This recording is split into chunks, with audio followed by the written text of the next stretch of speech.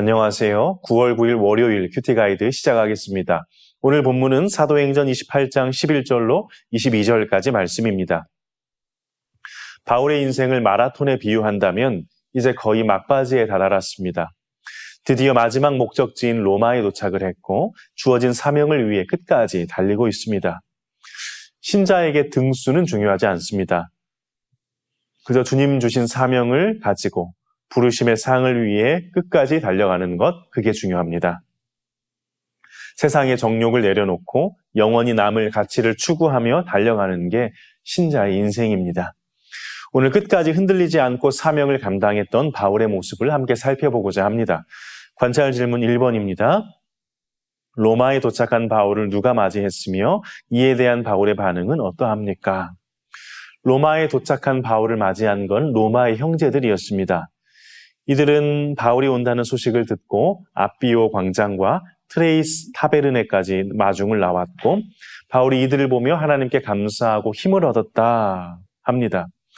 로마 교회는 바울이 세우지는 않았지만 이미 로마서로 알려진 그 편지로 교제한 사이이기에 로마의 형제들은 이 편지로 로마서로 바울을 알고 있었을 겁니다.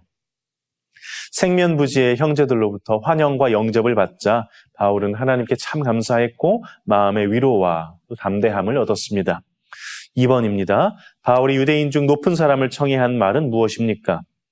로마에서 바울의 첫 번째 활동은 로마의 유대인 지도자들을 초청해서 대화를 나눈 일이었습니다. 자신이 로마인들의 손에 넘겨진 건 자신의 뜻과 무관하다는 걸, 유대인들을 대적하고자 함이 아니요 부득이한 형편 가운데 자신의 변호가 그 목적임을 밝혔습니다.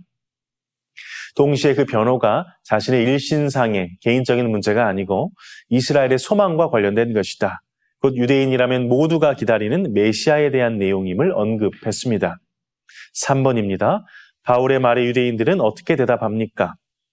유대인들은 우리가 유대로부터 바울과 관련하여 어떠한 서신도 받지 못했으며 로마에 당도한 형제들 중 어떤 사람도 바울에 대해 부정적인 보고나 말을 하지 않았다고 대답을 합니다.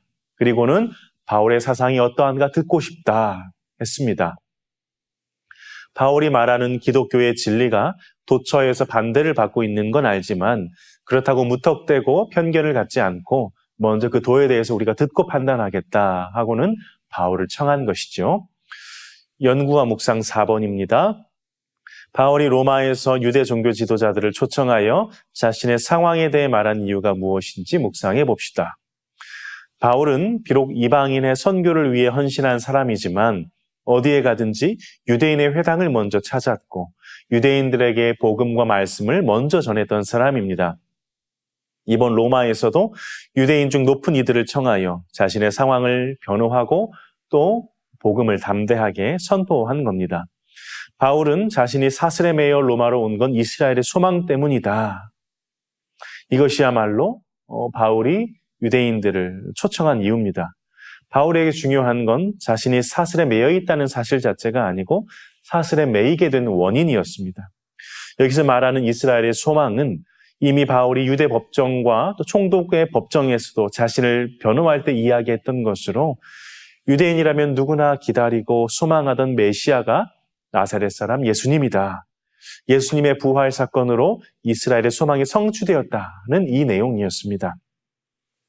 이 참된 복음을 전하고자 때를 얻든지 못 얻든지 어디에 가든지 전한 겁니다. 이것이 유대 종교 지도자들을 초청한 진짜 이유입니다. 마지막 적용 5번입니다. 새로운 환경 속에서도 복음을 전하기 위해 애쓰는 바울을 보며 느끼는 것은 무엇입니까? 상황과 환경을 뛰어넘어 사명을 감당하기 위해 지금 내가 결단할 것은 무엇인지 생각해 봅시다. 바울은 자신이 갇혀있든지 자유롭든지 잔잔한 강을 걷듯 순탄하게 가느냐, 큰 풍파로 무섭고 어려움 가운데 가느냐, 이런 게 중요한 게 아니고 나의 어떠함을 통해서라도 오직 하나님의 복음이 전파되면 되겠구나. 이 사명으로 나아갔던 사람입니다. 상황과 환경을 뛰어넘어 사명을 감당하려면 결국 하늘을 바라봐야 합니다. 절망의 상황 가운데서도 구약의 선지자들은 눈을 들어 하나님을 바라보므로 하나님에게서 소망을 찾았거든요. 눈앞에 보이는 현실은 절망이더라도 하늘에는 하나님이 계시니 하나님은 절망을 소망으로 능히 바꾸실 분이니 하나님을 바라보고 기다릴 수 있어야 형편을 뛰어넘어 사명을 감당하는 사명자가 될 수 있습니다. 하나님께서 우리에게 믿음을 더해 주시기를 소원합니다. 상황과 형편에만 함몰되어 하늘을 바라보지 못하는 게 아니라 비록 땅을 살지만 하늘을 바라보고 소망할 수 있는 믿음, 주께서 우리에게 소망의 인내를 더하시기를, 주님을 신뢰하는 믿음으로 오늘을 또 평생을 살아가는 저와 여러분 되시기를 간절히 소원합니다.